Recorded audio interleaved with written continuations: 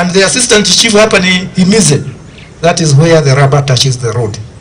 Kwa hivyo hapo ndio tutakasa zaidi, na sasa hata promotion tutakuwa tunapatia assistant chief ama chief kulingana na vile anajibidiisha kumaliza hii maneno. 9.6 million, yani milioni 9,600. Na hiyo pia itaenda kwa vikundi. Na mimi pia ni member wa kamati hiyo. Kwa hivyo nitaangalia ya kuhakikisha kwamba mmetumia hiyo pesa ifike pahali inatakiwa.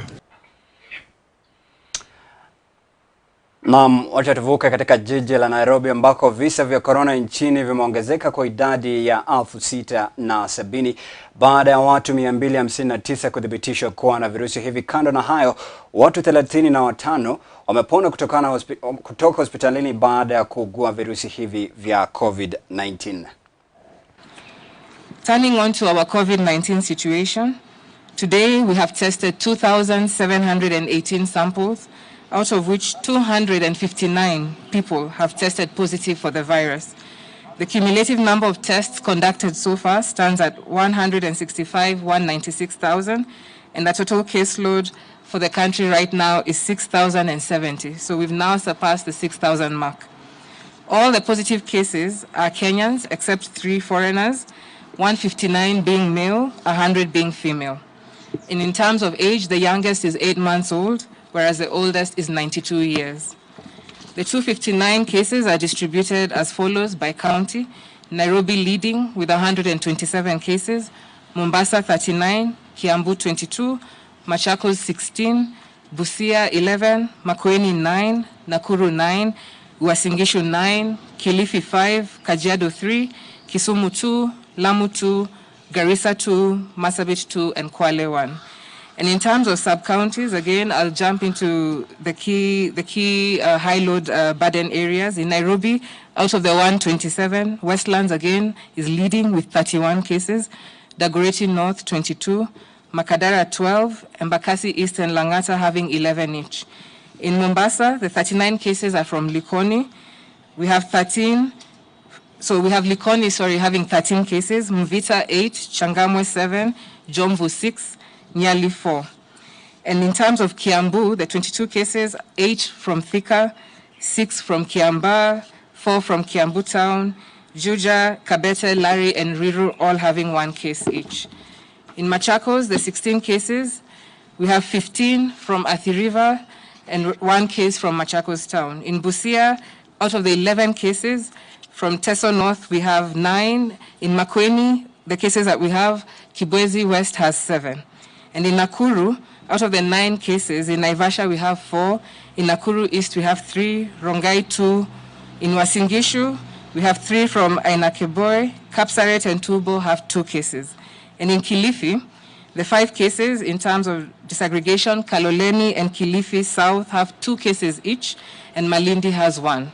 And in Kajiado, the cases are in Kajiado North, where we have 2, Kajiado Central, we have 1. Lamu is the latest county to report a case, bringing the total number of counties in the country that have COVID-19 cases to 41. So we now have 1 additional county, that's Lamu. We are happy to report that we've discharged 35 patients from various hospitals, bringing the tally of recoveries to 1,971. Unfortunately, we have lost 2 more patients to the disease, bringing the total number of those who have succumbed to 143. Hospitali ya watoto ya Gertrude ikishirikiana pamoja na klabu ya Rotary International imezindua shughuli ya mafunzo ya wahudumu wa magonjwa ya moyo nchini utakaochukua muda wa miaka 5 kukamilika. Mkakati huu wa milioni 50 unalenga kufunza madaktari spesheli wa watoto, wapasuaji, wauguzi wa moyo na wengine wengi.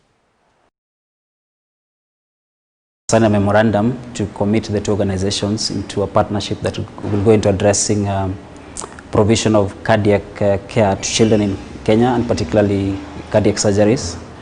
The partnership is for 5 years, and through this partnership we'll upscale the skills of Kenyan healthcare workers, train Kenyan healthcare workers to diagnose and refer patients for surgical care, and also to actually provide the surgical care, cardiac surgery for children.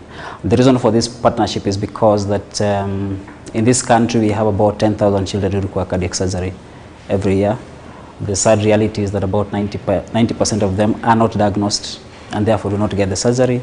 The 10% who are diagnosed have different challenges of accessing care. One of them being late diagnosis, the second one being not able to access quality cardiac surgery. The third of them, of course, being inability to pay for the surgery. So this program, the first phase being the first 5 years of the program, is to, in that 5 years, provide cardiac surgeries for at least 1,000 children and train healthcare workers through the country to be able to diagnose cardiac defects early, and also to provide, to train a team that is able to provide cardiac surgery. We have the capacity to train. We have people who are willing to be trained, and people who will be able to be able to find the cases early. And in doing so, we'll then be able to start having a bigger impact on the children, on that 1% of the births that have a defect in their hearts. We can't do it ourselves, and we need to work with people who understand it, people who have the ability to disseminate those skills and ensure that we're actually going to be having make a difference in the lives of the children. This one is, I think, it's really key. It's critical, because if you have people who are unable to learn, who are unable to, children who are unable to play, and basically might not even be able to grow up to live a full life, then you're really, they're missing the big opportunity. So here, coming together means that we're going to give them a bigger opportunity. And listening to some of the doctors when we started to have this conversation, when you hear about how the children, this is not a, when you fix these defects, it's not something that will take a long time to have an impact. It has an impact immediately. Na kufuatia visa vingi vya unajisi wa watoto wa shule kuripotiwa pamoja na ujauzito wa mapema, shirika la wachungaji kaunti ya Garissa limetoa wito kwa Rais Uhuru Kenyatta kufungua makanisa na vyumba vya kusali nchini, ambapo wamesema kuwa kufuatia ukosefu wa maadili, mwelekezo wa kidini huenda ikasababisha visa vingi, ambapo watu wengi hupata mawaidha na hukumu wa kidini kuishi katika jamii ambako umekosana kufuatia kufungwa kwa makanisa. Mheshimiwa Uhuru Kenyatta, rais wetu, tunakupenda, tunakuombea, lakini tunakuomba utufungulie makanisa, turudi katika ibada zetu. Maana yake hapo ndio tunaweza kuombea wagonjwa, tunaweza kuombea wale wako na mahitaji aina mbalimbali, na tukiwa pamoja na hiyo joto tutaendelea kuombea inji yetu, ili hata umoja ambayo tunaitafuta inaanza kanisani. Tukiangalia hata tuko na machozi, maana tangia kanisa ikose kuwa na ibada, shule zilifungwa, watoto wetu hawako shule, wako manyumbani na hawana mahali ya kwenda kufundishwa maadili kama kanisa, ili waendelee kuishi maisha ya msichana bila kupoteza wakati wake na maisha wake. Kwa ajili hiyo hakuna ibada. Wasichana wengi siku ya leo, ni aibu kubwa kwetu kama Wakenya, wamepata mimba, wengine watarudi shule, wengine maisha yao imeharibika, wataolewa mapema. Na tunasihi sana, maana kutoka hii mambo ya corona ianze, tumesimama na yeye katika kuombea Mungu ili akaweze kuondoa hili jangwa.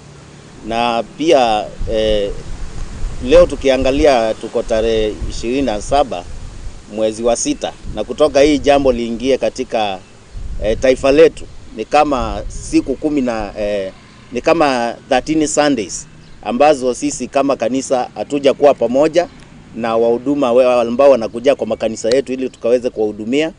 Kwa hivyo tumeona tusii sana rais atufungulie makanisa, maana watu wengi wameumia. Kuna watu walikuwa wameajiriwa makanisani, sasa hawana kazi.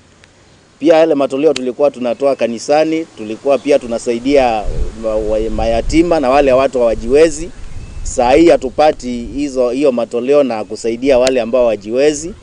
Na kuna mambo mengi ambayo ilikuwa wakati tunakuja pamoja tunasaidiana, kama kukaa na jamii, kushauri jamii. Sasa hii ukiangalia watu wanapigana, jamii zimekosa maadili ya kukaa pamoja. Lakini wakati tulikuwa na wao, tulikuwa tunawasaidia kwa mambo ambayo ilikuwa inawaleta pamoja. Kuna mambo mengi mahovu ambayo inafanyika katika familia na katika vijiji na katika miji yote. Na ndio sababu hata unaweza kuangalia kaona jela zetu za Kenya, ripoti za maovu huenda zikawa zimeenda juu. Kwa sababu watu wamekosa yale maadili ya imani na yale maadili ya utu wema. Na kwa hivyo ndio sababu tumekusanyika to ask you that you may consider reopening of our church.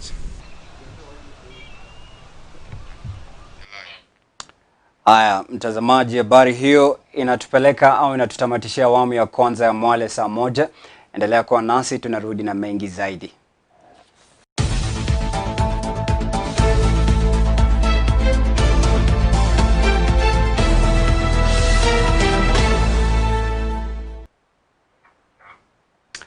Shukran sana mtazamaji, karibu tena. Acha tuvuke katika kaunti ya Tana ambako serikali imeweka timu ya kushughulikia masuala ya elimu ya maeneo ya Tana Delta, ambapo zaidi ya wanafunzi 1000 kukosa nafasi za mafunzo yanayoletwa kupitia mita bendi za redio. Afisa elimu Tana Delta James Nyaga alisema kuwa anatarajia washikadau husika kuweka mkakati itakayosaidia wanafunzi hao. Akihutubia mkutano, naibu county commissioner pamoja na mbunge eneo hilo Ali Wario walisema kuwa kufuatia mvua ya mafuriko nchini iliweza kuathiri zaidi ya watu 1048 na shule za msingi 18 ikiwemo shule za upili 2. Now the teachers, I want to say that the teachers are ready to resume their duties as soon as schools are opened. On the MWALE teachers, we have a very, very big challenge. On the MWALE teachers, one, they are registered with the Teacher Service Commission, but when it comes to payments, they are not being paid as of now, simply because of the tranche that has been awarded to the schools. Was very little that was in term 1. Now we are in term 2. So as I talk now, 100% of the MWALE teachers have not been paid. And we are fearing that if we lose one or all of them, in Tana River to get a MWALE teacher is a challenge. We will start from the scratch. But we are liaised with the CDF to see that they do something so that we retain the MWALE teachers. In primary, we have 544 TSC teachers, and in secondary, we have 179 teachers employed by the Teacher Service Commission. The MWALE, depending on the stakeholders, in secondary, we have 27 MWALE teachers. In primary, we have 33 MWALE teachers. Okay, as earlier as I said, we had used WhatsApp groups, which we found that they are working, but to a limited group. Now we want to use the FM, a man FM around, so that we train teachers to broadcast their subjects. And again, we are likely going to use printed materials that will be now disseminated to the candidates or to the students through the village elders, the Nyumba Kumi, area chiefs and the assistant chiefs. We came here to discuss the education, general education, the welfare of our students, that is from primary up to secondary students who are at home currently because of this pandemic of COVID-19. How do we reach out to them so that they catch up with other students from all over the country? Then we also, as we are going to reopen maybe the school in September, the challenges we have, because we have shortages of classrooms, we have shortages of dormitories, we have shortages of toilets, we have, to show that we can adhere to the protocols of COVID-19, that is social distance, the issue of sanitizing and what have you. Also, as you are aware, our area has been much affected by floods. Currently, we have IDP camps because of floods. We have agreed with form a small committee that can give us the report in the next 2 weeks. So we are appealing to the well-wishers, the government, to intervene because the needs is overwhelming.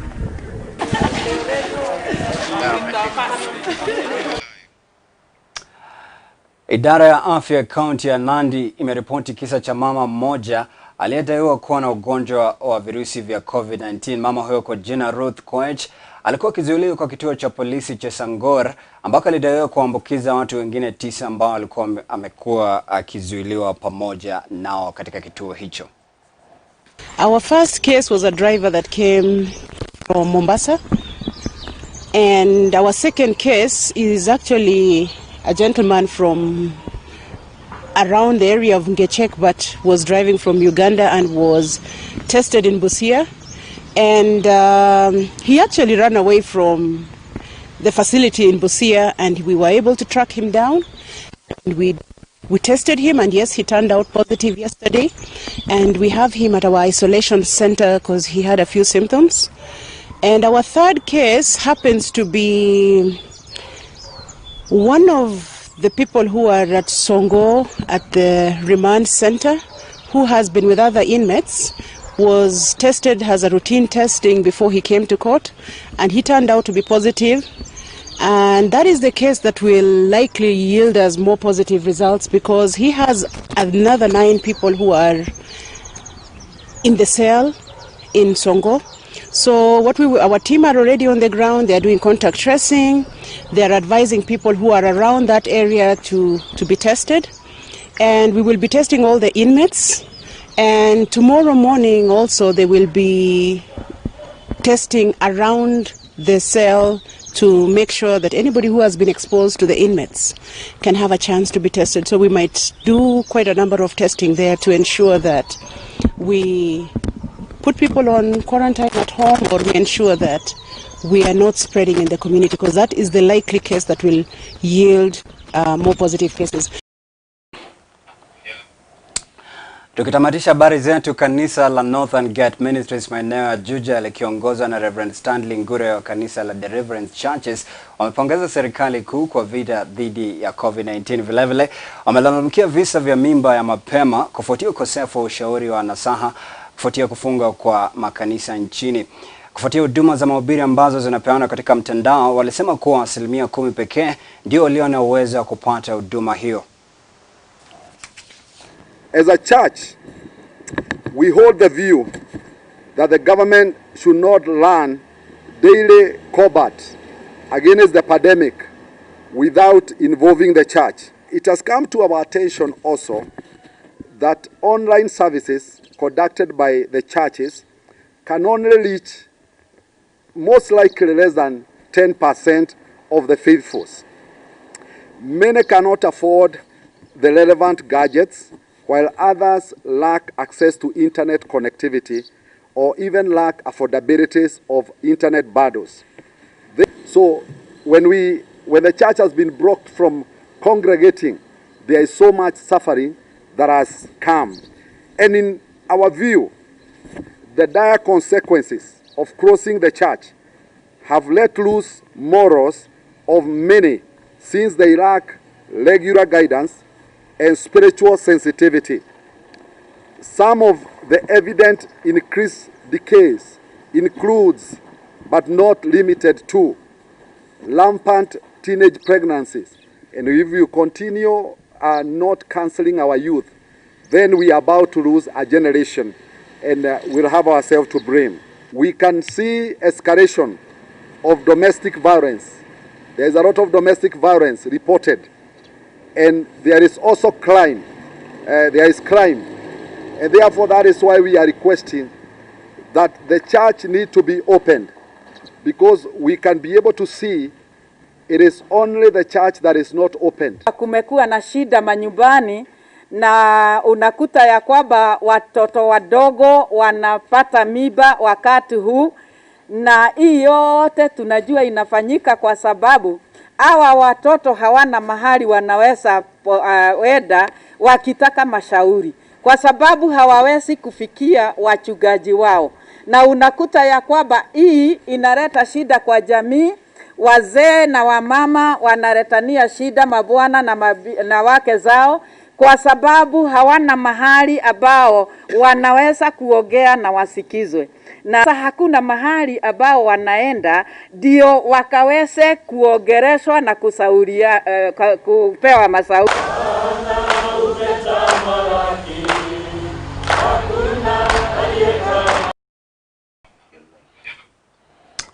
Mtazamaji, tumefika kikomo cha habari zetu za MOJA saa 1, nami sina budi kufunga virango vyangu. Jina langu ni SAKWA. Mfasiri wa lugha ya ishara alikuwa ni Naomi Mathu. Inshallah.